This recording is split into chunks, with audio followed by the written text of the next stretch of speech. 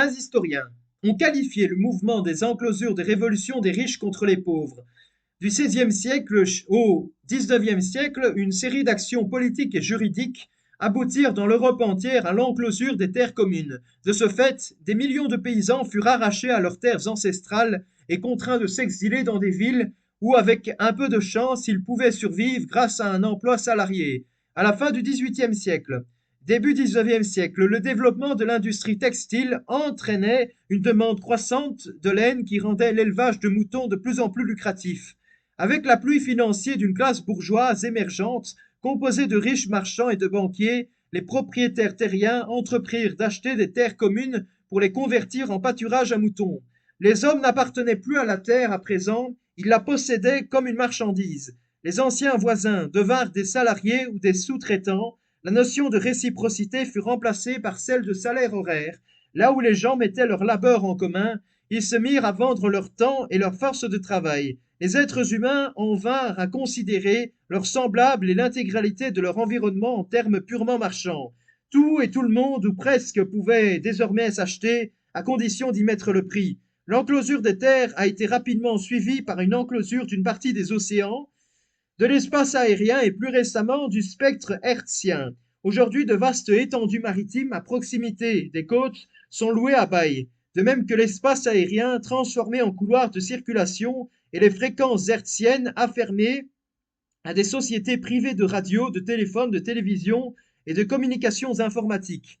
Le règne des animaux et des végétaux est aujourd'hui transformé en produits bancaires cotés en bourse. La, la monétisation du monde du vivant est un marché à part entière qui se développe sous nos yeux après le monde végétal. Animal, le commerce de l'humain avance sur le devant de la scène.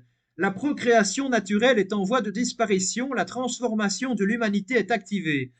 Le marché de la reproduction croît avec l'effondrement de la fertilité humaine. Alexis Escudero, auteur de La reproduction artificielle de l'humain, ironise sur le capitalisme qui détruit nos facultés naturelles et gratuites pour nous les revendre sous une forme artificielle et payante. Pour lui, on mendie au capitalisme la possibilité de réparer ce qu'il détruit chez nous. Ainsi dépossédés de notre capacité à nous reproduire, nous sommes soumis à une technocratie en blouse blanche, médecins, inséminateurs, biologistes et généticiens. Source Alexis Escudero, La reproduction artificielle de l'humain. Le monde à l'envers 2014. Mais est-ce que l'homme produit par l'homme? Fasciné selon un modèle type restera-t-il encore humanisé? N'allons-nous pas vers une industrie qui fixe les finances de chacun, créera une humanité en plusieurs castes, à la façon du livre dystopique d'Aldous Huxley, Le meilleur des mondes? Dans la société de demain, ce sera seulement le monde des meilleurs, les autres ne seront qu'un produit esclave. La commercialisation de l'humain ne passe pas que par la procréation, nous le voyons depuis des décennies avec le trafic des organes. Nous examinerons une bonne partie de ces sujets dans ce chapitre.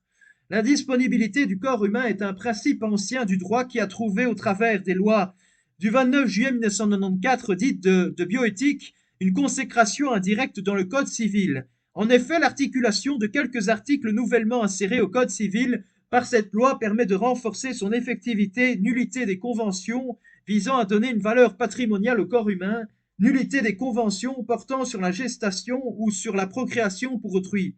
L'indisponibilité est une notion juridique de droit commun. Il s'agit de la qualité qui s'attache à une chose ou à un droit en vertu de laquelle son titulaire ne peut librement accomplir à son égard des actes de disposition, l'aliéner, l'hypothéquer, le détruire. Ainsi, ce que signifie l'indisponibilité du corps humain signifie qu'il n'est pas possible de le donner ou de le vendre. Le logicien et philosophe Alfred N. Whitehead notait avec humour: personne ne dit j'arrive. Personne ne dit j'arrive, et j'apporte mon corps avec moi. Maurice Merleau-Ponty ajoutait: je n'ai pas un corps, je suis mon corps, dans l'ouvrage de 1970. Our Bodies, Ourselves, des féministes bostoniennes revendiquaient la liberté de leur vie sexuelle, de leur intimité et de leur fécondité. Elles disaient elles aussi nos corps nous-mêmes. Cette formule a été malheureusement déformée et transposée dans le slogan Mon corps m'appartient. La confusion est délibérément entretenue par l'idéologie ultralibérale qui veut nous persuader que puisque notre corps nous appartient, nous sommes libres de l'aliéner. Jean-Paul II, discours du 23 octobre 1982 à l'Académie pontificale des sciences. Le corps humain n'est pas indépendant de l'esprit, de même que l'esprit n'est pas indépendant du corps, en raison de la profonde unité et du lien mutuel qui existe entre l'un et l'autre. Les progrès des sciences et techniques biomédicales à compter de la seconde moitié du XXe siècle vont s'interroger à partir de la possibilité technique d'une séparation du corps et de la personne, du moins de cette dernière et de certains éléments et produits de son corps, destinés à un usage médical ou scientifique. La faisabilité et l'utilité de cette distanciation entre la personne et certains éléments de son corps amènent à repenser d'anciennes questions. Puis-je donner ou vendre ce qui constitue mon corps? À quel titre puis-je le faire? Peut-on m'en empêcher? Quelles conditions peuvent m'y autoriser? Ce qui peut protéger notre corps est la dignité qui est attribuée à l'être humain. La Déclaration universelle des droits de l'homme en 1948, dès son préambule, résolution 217.3 du 10 décembre 1948. Considérant que la reconnaissance de la dignité inhérente à tous les membres de la famille humaine et de leurs droits égaux et inaliénables constitue le fondement de la liberté, de la justice et de la paix dans le monde. Et son article premier, tous les êtres humains naissent libres et égaux en dignité et en droit. Ils sont doués de raison et de conscience et doivent agir les uns envers les autres dans un esprit de fraternité. Attache une importance particulière à la dignité. Ces éléments sont également présents dans la Charte des droits fondamentaux de l'Union européenne de 2000, chapitre 1, article 1er. La dignité humaine est inviolable, elle doit être respectée et protégée. La dignité va trouver une traduction en droit français en 1995 avec une décision du Conseil d'État sur la question du lancer de nains. Considéré comme attentatoire à la dignité, le lancer fut interdit même si la personne elle-même, le nain, soulignait que cette activité était sa seule source de revenus, était garante de son autonomie. Cette décision du Conseil d'État ne fut pas unanimement approuvée, mais par la suite, en 2002, le Comité des droits de l'homme des Nations unies confirma que cet arrêt était nécessaire au maintien de l'ordre public au regard notamment de considération de la dignité humaine. Toutes ces questions ont alimenté le débat bioéthique et l'élaboration d'un biodroit au moyen de la loi qui introduit dans le Code civil un chapitre consacré au respect du corps humain, faisant le lien entre les personnes et les choses. L'article 16 du Code civil stipule: la loi assure la primauté de la personne, interdit toute atteinte à la dignité de celle-ci et garantit le respect de l'être humain dès le commencement de sa vie. Il existe trois conceptions de la dignité. La première, issue des monothéismes, reposant sur une transcendance qui trouve sa source dans le divin. Tout être humain possède une dignité intrinsèque en raison de l'image de Dieu qu'il porte en lui et qui échappe à notre maîtrise. La deuxième est une conception humaniste fondée sur les droits de l'homme, sans référence au divin. Elle n'est cependant pas sans analogie avec la première. La conception humaniste voit l'homme investi d'une valeur inconditionnelle qu'on appelle dignité différente du prix, qui représente une valeur relative, tandis que le prix baisse avec l'altération et l'usage de l'objet. La dignité humaine est une valeur qui n'est pas biodégradable. Les deux traditions s'opposent à une troisième conception qui fait reposer la dignité humaine sur l'autonomie de la personne. Dans cette conception, la dignité peut être restreinte de fait par la perte de l'autonomie et l'insuffisance ou la perte des capacités. Sa dignité est en quelque sorte conditionnelle. Dans les deux premières conceptions, la dignité peut être contestée mais pas remise en cause par des conduites indignes, par le péché ou par la perte de ses capacités, mais demeure une dignité fondamentale. Même pour le plus coupable, le plus pécheur ou le moins capable. Dans la troisième conception, la dignité peut se perdre du fait d'une atteinte aux capacités de l'individu physique ou mental. L'indisponibilité, l'inviolabilité du corps pose qu'il ne peut être porté atteinte à l'intégrité du corps humain qu'en cas de nécessité au plan thérapeutique pour la personne et le consentement de l'intéressé doit être recueilli préalablement à toute intervention, excepté lorsqu'il n'est pas à même de consentir. Face à la toute-puissance des techniques en biologie, les signataires de la Convention, dont la France, sont résolus à rendre les mesures propres à garantir la dignité de l'être humain en déclarant que l'intérêt et le bien-être humain doivent prévaloir sur le seul intérêt de la société ou de la science. Selon le principe de non-patrimonialité, le corps humain et ses éléments et ses produits ne peuvent faire l'objet d'un droit patrimonial. Le corps humain est hors du commerce et ne saurait constituer une marchandise. La loi stipule les conventions ayant pour effet de conférer une valeur patrimoniale au corps humain, à ses éléments ou à ses produits sont nulles. Notamment, toute convention portant sur la procréation ou la gestation pour le compte d'autrui est nulle. En accordant en 1980 un droit de propriété intellectuelle sur une bactérie, la Cour suprême des États-Unis a en effet posé les bases juridiques d'un nouveau régime d'appropriation et d'exploitation économique du vivant. Historiquement, c'est le jugement rendu dans le procès de Diamond v. Chakrabarty qui a ouvert la voie à la breuvabilité des êtres vivants. Biologiste travaillant pour General Electric, Ananda Chakrabarty avait créé en laboratoire une bactérie capable de métaboliser le pétrole accidentellement déversé lors du marée noire. Source Sheila Yazanov, Taking Life, page 167.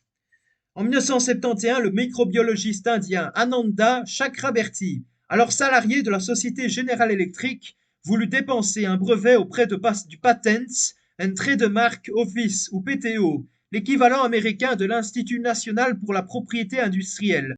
Le PTO rejeta sa demande.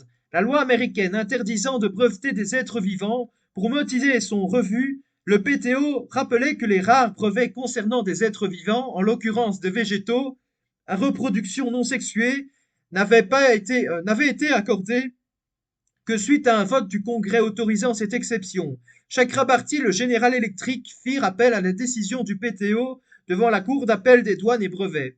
Cette dernière récusa par 3 voix contre 2 la décision initiale. La majorité de la Cour objecta en effet que le fait que les micro-organismes soient des êtres vivants n'a pas de portée juridique.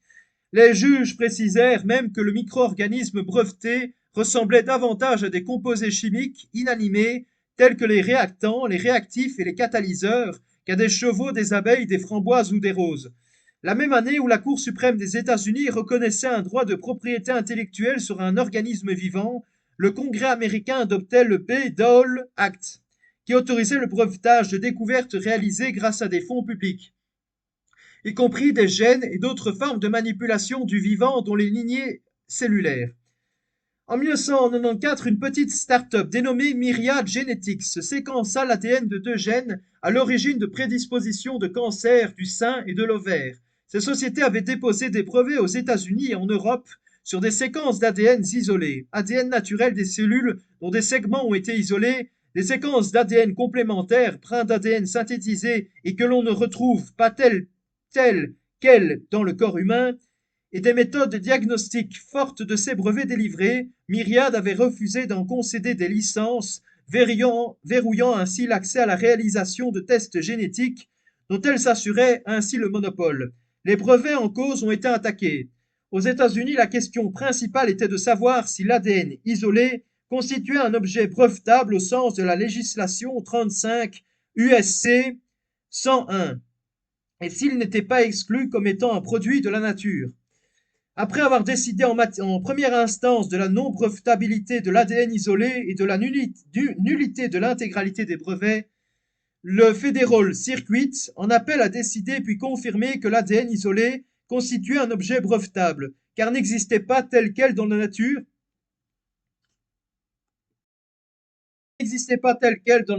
mais était le fruit d'une intervention humaine.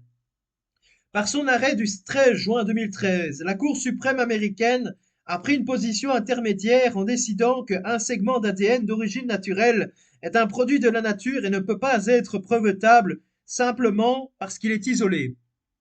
Mais l'ADN complémentaire est brevetable car il n'est pas d'origine naturelle. Par ailleurs, quoique la question ne lui était pas expressément soumise, la Cour a estimé que les applications revendiquées des gènes pouvaient être revendiquées comme brevetables, réaffirmant la brevetabilité d'éléments, d'ADN et de construction génétique à l'origine d'une branche puissante de l'industrie biotechnologique qui produit des protéines pour les médicaments. Source Maurice Cassier, la Cour suprême libère les gènes. Le Monde, 3 juillet 2013. En accord avec l'article 4 de la Déclaration universelle sur le génome humain et les droits de l'homme stipulant que le génome humain, en son état naturel, ne peut donner lieu à des gains pécuniaires. Source Déclaration disponible sur unesco.org. Voilà, à très bientôt pour une prochaine vidéo.